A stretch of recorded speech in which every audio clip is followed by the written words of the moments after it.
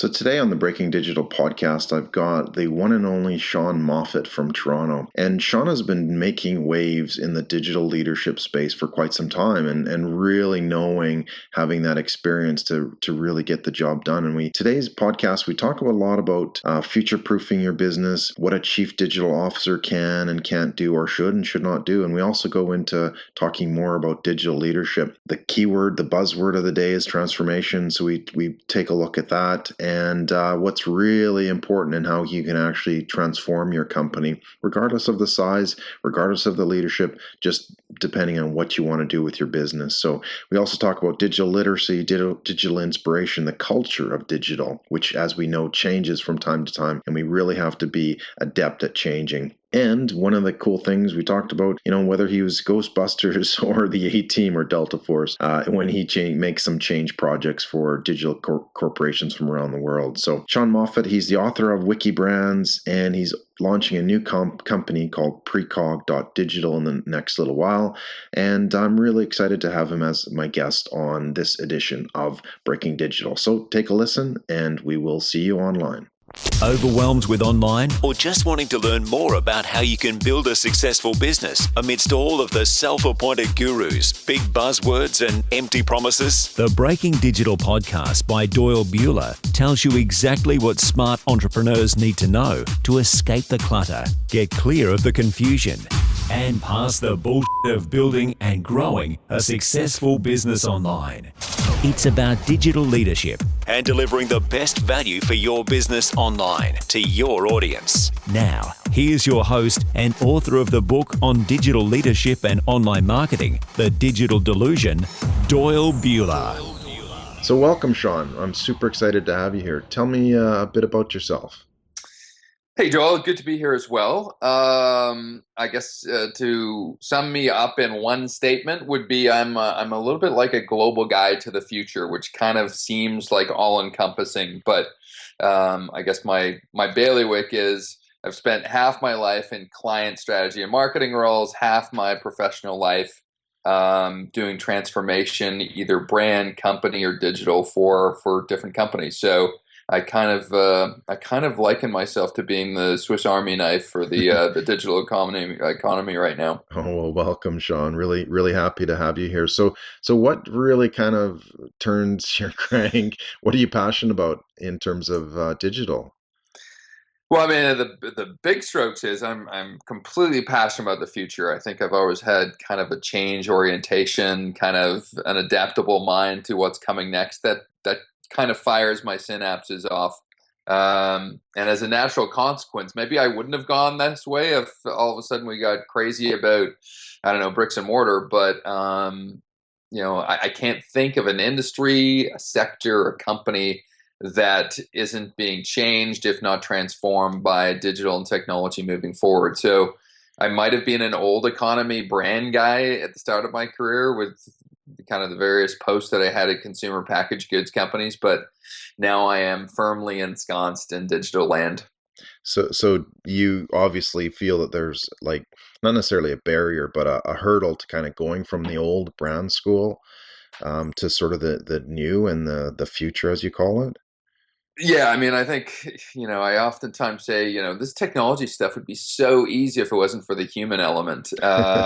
We resist change. We have tens of thousands of years of hardwiring that doesn't necessarily allow us to move as fast as the technology before us. And I think if I talk to some of my old brand brethren that I used to work with at P&G or Diageo or some of these Fortune 500 Tier 1 organizations, extraordinarily smart people, very strategic, great managers and stewards of a business, but I would say a lot of them have not grasped both the potential and the culture of doing business in a digital age. And that makes sense. You kind of do what you're used to, right? Yeah, but why is that? I mean, we're told that digital is the future, yet so many of us are sort of just paddling along type thing, not realizing that there's a jet boat running beside us kind of thing.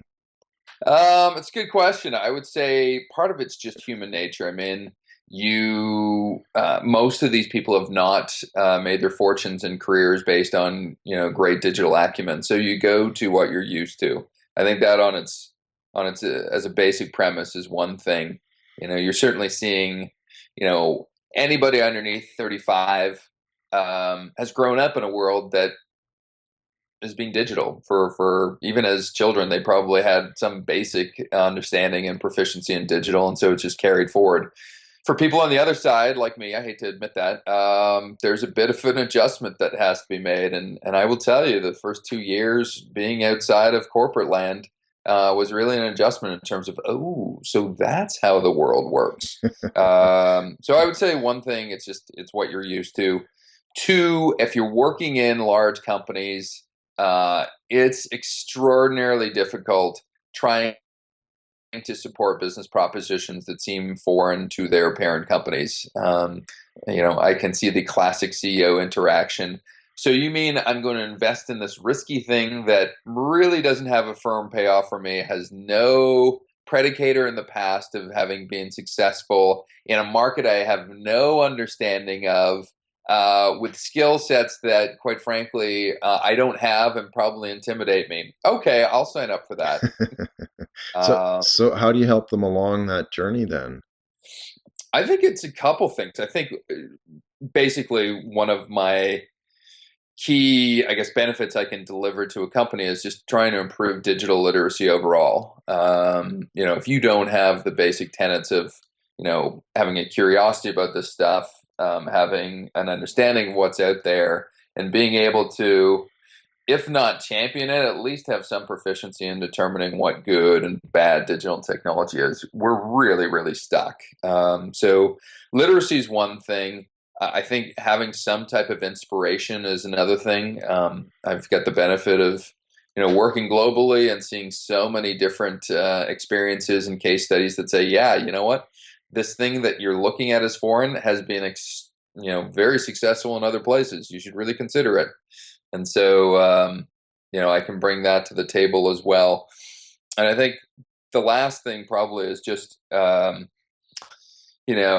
getting people to see, it's almost like people have become more businesslike and businesses have become more personal. And so, if you can see yourself, and it's a fact, 40% of people by the year 2020 are going to be considered freelancers or change agents. So if you considered your own personal brand as a business, you would probably accelerate your digital footprint real quick. And so I'm encouraging folks to do that for their own companies as well. It's not only a matter of being proficient and efficient and effective.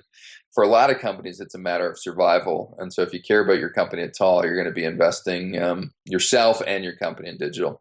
Yeah, so you mentioned a good point there in terms of personal branding, because I feel that sort of one of the trends that we're seeing is that a lot of the businesses that are making good inroads are sort of standing out from behind their logo kind of thing, and they're sort of making it more personal. So do you feel that there's a difference going on with how businesses are represented as well? I'd love to say that we're in the seventh inning of getting this whole thing right. I would say, and it's funny, I was looking over some old posts today, like 8 years ago, I was writing about the CEO and how they should be socially connected. I'm not too sure if we're there yet. I think. So is the CEO connected yet? I don't think so. I mean, No. you tell me, you deal with the CEOs as well, but I have sat through some extraordinarily horrible presentations recently of CEOs that not only bored me to tears, which is another story altogether in terms of storytelling, but showed no real curiosity or sense of, here's what the next 3 or 4 years of our business is going to look like through the lens of technology. So I would say this. Generally, companies, by and large, have got better at doing digital and technology and everything that entails. I think there's a peer set of companies, probably 20% of those in your industry, that kind of get it first and are known to always be the leaders in terms of getting it. And there's the 80% that follow or lag. And I think To a greater and lesser extent, companies are more transparent nowadays in terms of their motives, in terms of letting some of their employees squeak out and actually have a real name as opposed to just, be the, generic voice piece of the company. But we have so much long to go. I mean, I think, companies will get automation and robots and stuff well before they'll get how to humanize themselves, just because that whole arena is more predictable and it's probably more risk averse, and it's something that probably they're more familiar with. Yeah, no. Yeah, so that I like what you said there. I mean, the technology is it's pretty easy. I mean, it's just a matter of sitting down and kind of being taught or learning about it. But when it comes to that sort of human technology interaction, we're kind of a lot of businesses are missing it. Is that kind of what you're saying?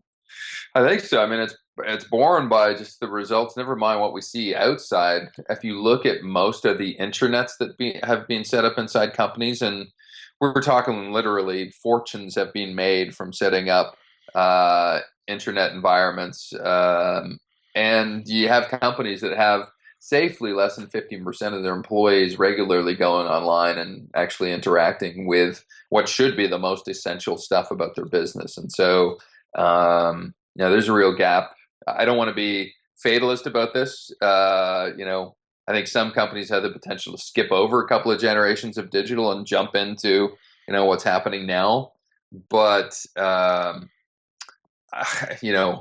somebody once said, if the market outside your company is faster and further ahead of what's going inside your company, the end is near for your company, or the end is in sight. And I think that's a great way of looking at how fast do we have to be with all of this stuff. Because customers, their expectation is, I'm on Facebook every day, I'm on Snapchat if I'm younger, I'm on Instagram if I'm visual. I want your stuff to work as well as that stuff works for me. There's a reason why they spend so much time in these areas. So that's your benchmark, not the competitor beside you. Yeah, so it really takes a matter of sort of understanding that marketplace. But I mean, there are going to be the brutal reality is there's going to be companies that die because they're not able to adapt. Do you agree? No, I mean, there's a graveyard of companies that we've seen already. I did a forensics on what teenagers thought their favorite social networks were for the last 3-year intervals. You would be scared as an industry veteran to go, oh my Lord, it seems like every 3 years, 3 of the top 4 social networks change in terms of Disappear. their taste set.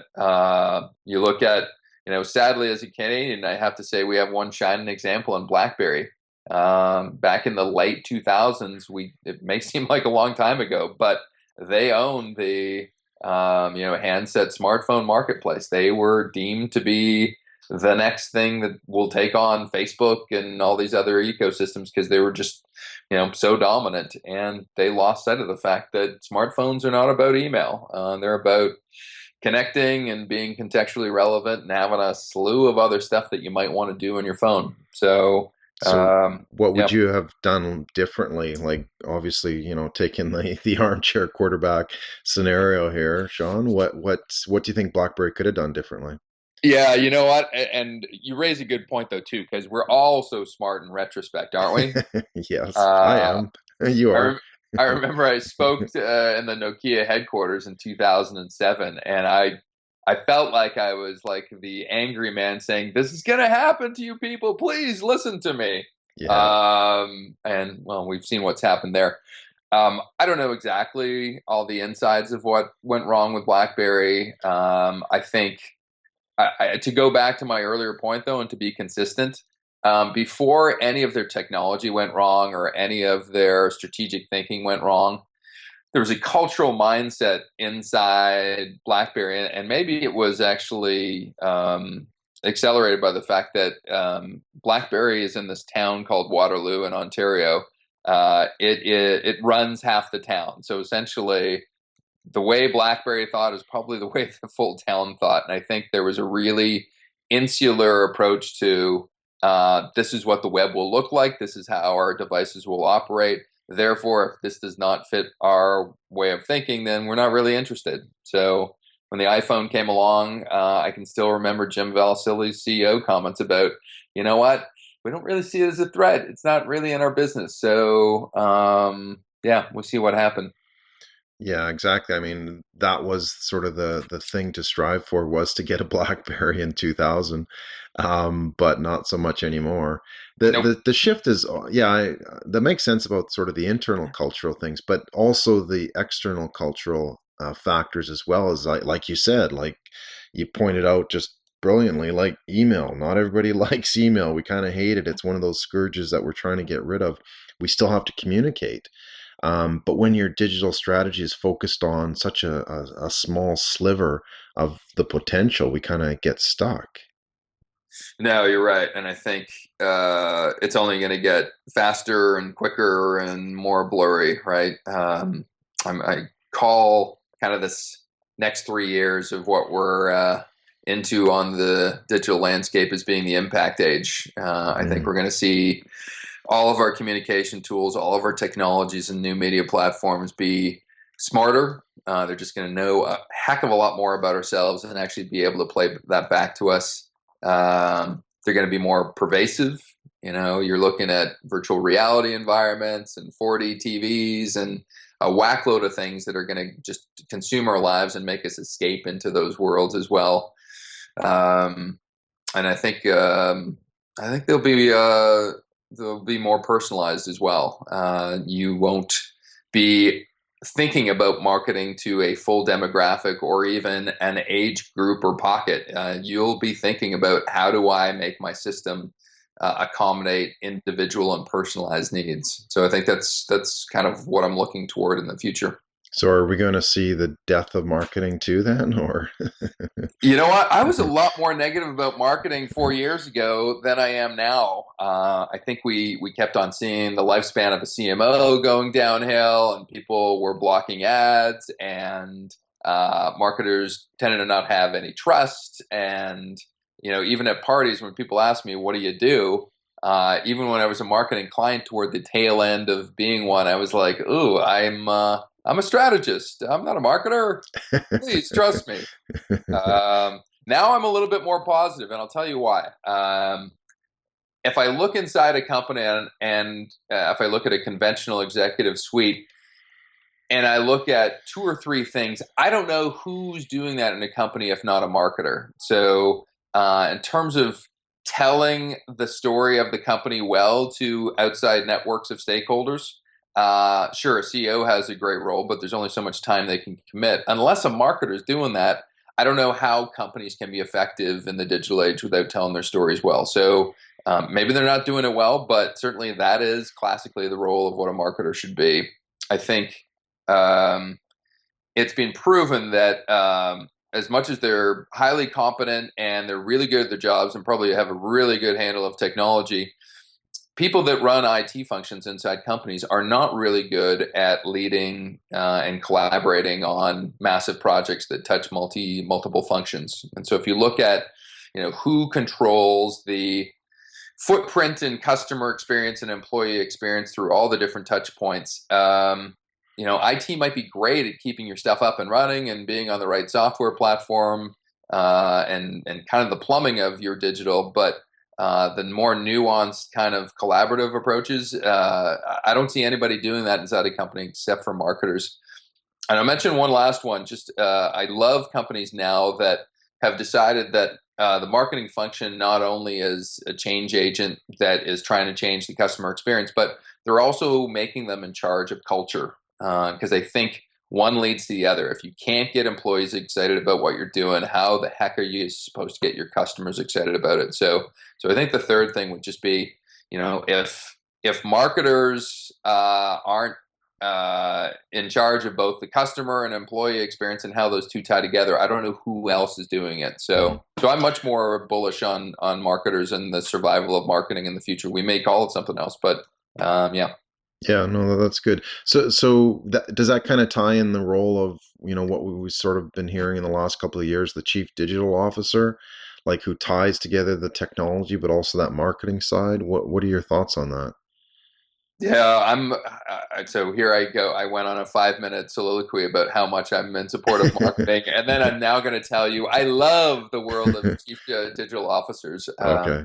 So it's Certainly over the around. last 6 months, yeah, I've completely vested myself in trying to figure out who's working well with CDOs, what industries are using the CDO kind of model. And then I even pulled together a template the other day of the 18 roles I think that CDOs can play in an organization that tend to fall through the cracks between either the CEO and the CIO, the CIO and the CMO, the CMO and the CEO. It's really a gap filler for what's not working well right now in digital.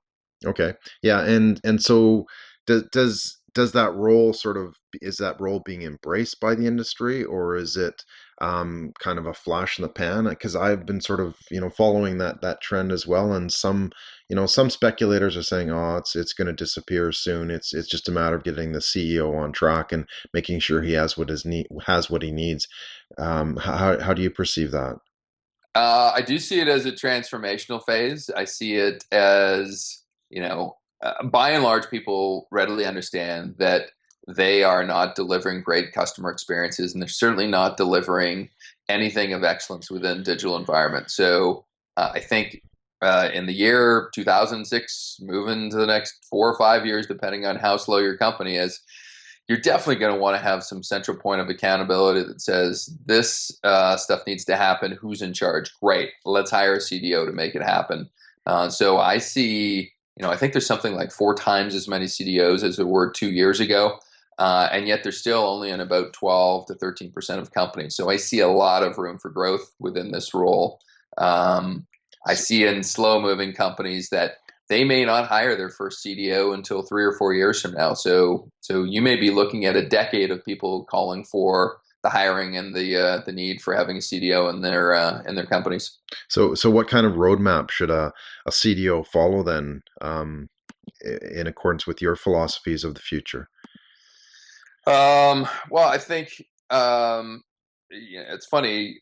There's various different models in terms of why you bring CDOs into different environments. Is it to drive revenue? Is it to drive collaboration inside the company? Is it a media ownership thing where you're trying, tends to be media and advertising folks have hired CDOs first, and are you trying to get a full understanding of the landscape? I think it probably comes down to 3 core roles. I think I've mentioned 18 somewhere, but it comes down, if I was to simplify, it comes down to 3 core roles. Somebody needs to paint a vision, a story, kind of the key strategies and resources for, how companies will go to work in digital. Right now, it seems to be shared by some people, maybe not embraced by others. The CDO allows you to centralize that focus and actually be able to paint a vision for that. I think the second piece is what I talked about earlier in terms of changing culture and experiences. You need a function that operates across the 6 or 7 other functions in a company and actually distills what they need and makes some sense out of it, both efficiently and effectively. And then finally, just both from a risk management standpoint and from are we really optimized here? Managing all the digital touch points that you have in a company, and maybe not managing them directly, but certainly being the wise overseeing counsel that says this stuff isn't making sense with each other. Why do we have this type of platform that doesn't talk to this type of app? Let's centrally coordinate what we think is the best combination of digital touch points that makes everybody happy. Yeah, no, that says a lot. Yeah, um, it's a huge role. I mean, I it think is. one of the reasons why you might feel some negative spin about CDOs is in companies that have adopted them.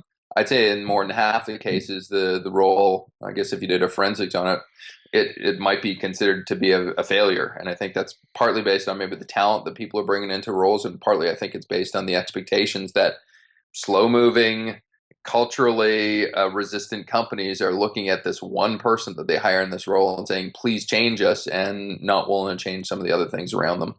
Yeah, no, that makes sense. And my sort of sentiment is that some of those people, and no names, no names named kind of thing. But they're sort of lacking in that digital leadership sense as well. It's like, okay, they're perhaps maybe too technical, or perhaps too on the marketing side, and you really kind of need someone who understands the both sides of that argument and is able to pull those pieces together. Do you agree with that?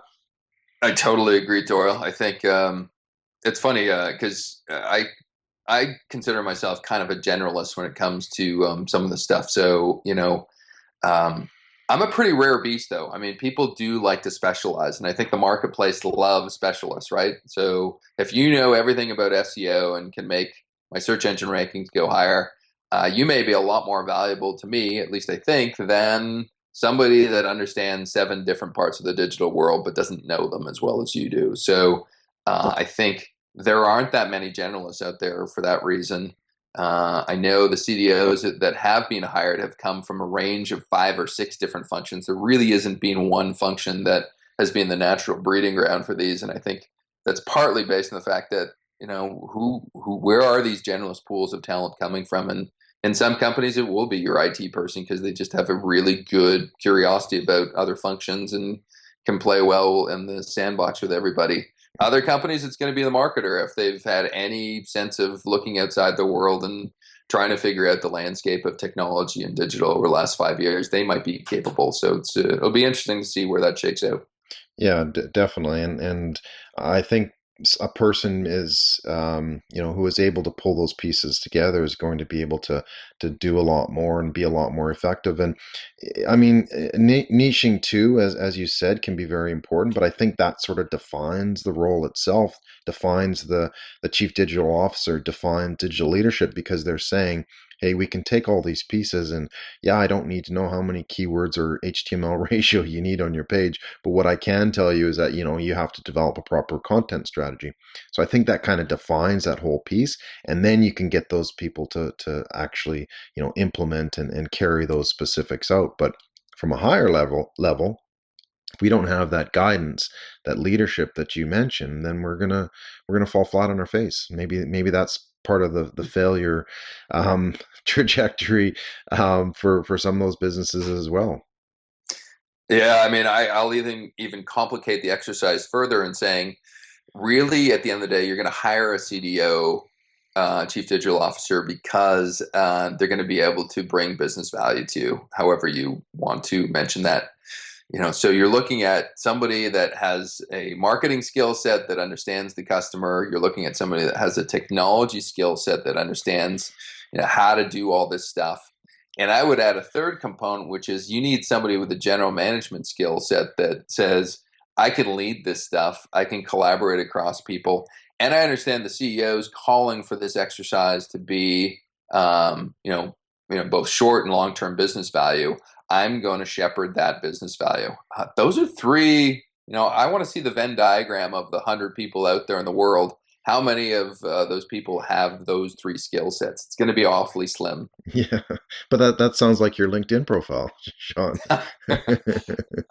Thank you for doing the humble brag on my behalf. No worries. But getting into that, like how do you specifically, and actually I missed this at the beginning, but tell me a bit about your companies and sort of how you're making a difference with what you do and how you're helping companies in the digital space. Yeah, it's how long do we have? Because it's funny. People go, "Well, what do you do?" And depending on the day of the week, I might give them a different answer given what I do. Well, we can You always know, split this into two parts. I'm affiliated with 5 different companies, if Oh, you can wow. believe it. Okay. And so, sleep deprivation is great in terms of being able to fulfill the commitments on all of them. Classically, people understand me as being a marketing and new media strategist. So, one of my companies, Wiki Brands, which was a book that just became a company, both consults and actually does the work of, how do we connect with our customers in kind of the digital marketplace? That's kind of been the core of what I've been doing for the last 3 or 4 years. It's quite topical. We're having this discussion today because we're likely within a week launching a different company, which is all about what we're talking about on our discussion today. So we're launching something called Precog. We've had a lot of discussion around our brand name, but we've landed on Precog. myself and a Perfect. couple of different partners, and it's all about digital and business transformation. And we, are, I guess, ballsy or crazy enough to actually say, we can walk into your company as an interim or outsource resource that can really help you along the trail of getting kind of the key components of your digital element right. And in some companies, it's going to be, we get a lot of it, we just need you for special projects. And in other companies, it's like, you know what, we are just so behind the eight ball and just starting out. We need somebody to accelerate us. So that's the real kind of passion right now that I've got. And there are kind of different offshoots of those two different passions in the other three companies I'm involved in. So how did you come to sort of realize the latest venture? You know, what did you see the confluence of certain factors, certain trends coming together to say, hey, why don't we do this? I would say two things. One, just very basically, I do maybe about 45, 50 keynotes a year. And it's interesting as you present material that you might otherwise see as, well, maybe they don't understand it yet, but they've certainly heard of it. And you realize, oh my God, they haven't even heard of this. And it's going to swallow their industry whole in 3 years. We got to do something here. So that's one basic. I get reinforcement of that every week when I speak to groups. Oh my Lord, these are senior, smart, executive, strategic-minded people that have no idea about what's coming down the future pipeline for them. I think when I get really small about it, I think about all the discussions I have every week, and it really centers on two types of discussions I keep on having over and over and over. The first type is, you know what, we are falling behind. We, Do you whether mean it's we as the business or other businesses in the industry? I guess they're speaking about their own companies when they Okay. say it. Oh, I see. Okay. Sometimes they're actually talking about themselves as well. Like, I have no clue personally what's going on, but Okay. and I don't mean that in a pedantic kind of way. I think, if you're firefighting to make your quarter and you're spending 80% of your time trying to hit sales targets or, hit marketing conversion rates or whatever, yeah, where are you going to find the time to actually look at some of the stuff that may affect your life beyond these 3 months?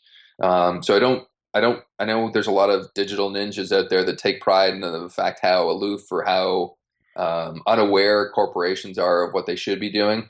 I get it. I used to be there. I'm quite empathetic to both, the torturous kind of need to produce and also just how you're getting tugged into different meetings or another. I do think two conversations, though, that if you get people over beer, they keep saying is, we have missed the mark. We are falling behind our competitors. And so they need that itch scratched in terms of fix my digital now, please. Mm. The other, It's amazing what a beer will do.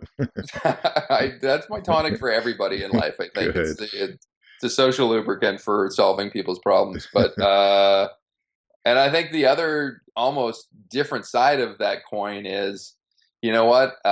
We are under threat of going out of business. Not today, not tomorrow, but 3 years, 5 years, certainly 10 years from now. What are we doing about our Internet of Things strategy? What are we doing about big data? What are we doing about the crowd economy or the on-demand economy? What are we doing about virtual reality? I guarantee you by December of this year, when everybody's buying their Christmas goods for their kids, this will no longer be a techie thing or kind of a neat thing to see at different trade conferences. Every single manufacturer is coming out with their own version of this, and this will be like the tablet of 2 years ago, and it'll be like the smartphone from 8 years ago. So what are we doing about this? Because I think a healthy majority of companies don't even have a clue how this is going to affect how they work in media, how their customer service works, how they can train their people, and I think it's going to have a pronounced impact. So that's the other part of it, just the current itch and the future scratch of what's missing in digital and companies.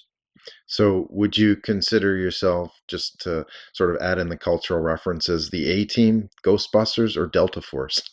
I like the SWAT team, although it's funny, most of marketing, if you look at the history of marketing terms, they come from a military context. If you look at when marketing's golden age really came to be, I guess there might have been two eras. One, when newspapers started flourishing, and all of a sudden you could advertise to a different marketplace, and your industrial goods could expand. It was right after World War I that a lot of that stuff was happening. And then when TV and radio kind of became a mainstream type of piece, it was right after World War II. So I hate to get overly historical here, but there's a lot of militaristic language in marketing. So I'm gonna take the more collaborative PC type of approach to where we're Okay. going now, and say that I've one of the conversations I had the other day is, oh, so you're kind of like the Uber of digital consultants. You're like when we need you guys, I can call you, and I don't need a lot of you, and I don't need you in my full-time employ, but certainly when I need you, you'll come on, pick me up, and take me on my digital ride. That kind of played a little bit well for me. So. Well, that's good. So which one is it? Oh man, Ghostbusters. I'm Oh, sticking just to kidding. our positioning. We Yeah. accelerate your digital maturity. Period. Okay, no, fair enough. Can we get rid of the word boot camp though? Because I'm actually ex-military, and it annoys me that people think that they can use that word because it's not boot camp. Like it'll nearly kill you. So, and I mean physically. Yeah, no, we have our various lingo. I've come up with the 7 words that we've invented in the digital space for the last 25 years. And Oh, it's cool. Let's hear them. interesting how some have stuck, and then others, it's like, remember Y2K? Remember we Yeah, that's thought the scary. world was going to go crazy? Yeah, Um, remember like microblogs, and whoa, this is going to change everything. Well, change some stuff. It wasn't yeah. revolutionary. So, And then yeah, 2016 rolled around. exactly. So, just sort of in closing, I want to kind of wrap things up a little bit, Sean. You mentioned transformation within that context of describing your businesses. How do you see that happening? Like what is transformation? What's going to take place? What can we see and what can we do? Yeah, I'll state one thing as a general tenor across every industry. I don't see any industry insulating themselves from this. The pace of all this change is going to quicken. I've pulled together about 35 different slides recently of just how the world has become so much faster, so much blurrier. I work with a great kind of mentor of mine, Don Tapscott, who's been doing digital for the last 40 years. And he keeps telling me, you know what, Sean, what happened in 5 years is happening in 1 year nowadays. It's crazy. If you're not upskilling and reskilling yourself, what's going to happen to you if you just take the eye off the game even for 2 years? So the pace is going to quicken. I think the companies that are going to separate themselves from the pack and actually live to see another day, they're the ones they're going to have leadership that is quite change focused and adaptable. They are going to have ones that are able to tell their stories extraordinarily well to outside stakeholders.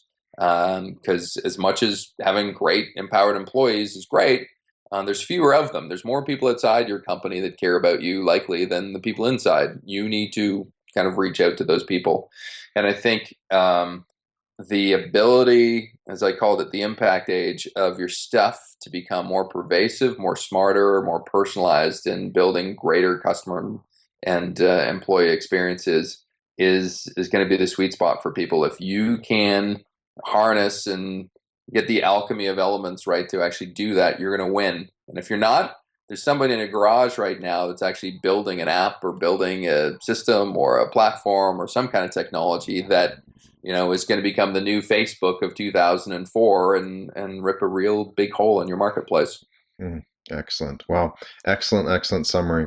Thank you, Sean, for that. How do people find you? How do we find you online? Where are you most busiest, and how can people connect with you? Yeah, no, great question. I'm usually really good on Twitter. So Sean Moffitt, SeanMoffitt. I'd encourage people to explore. I've just done my own personal brand website. So talking about investing in your own personal brand, I've just made that over. So if you go to seanmoffitt.com, that would be another place to see what I'm all about and get in touch with me. And then finally, if you're really, really curious, so this is the 10% of people that have gone from, wow, I was mildly curious to really curious. please, I'd invite you to look at the new company that we're building, Precog Digital. It's Precog, PRECOG.digital, and that should be launching by next week. Cool. Thanks, Sean. And really appreciate those insights. And for all of those people who are interested, we'll have some of these links available as well on the website, thedigitaldelusion.com/podcasting. So thank you once again, Sean. Really appreciate your amazing insights into digital and some fantastic ideas. So once again, thank you very much.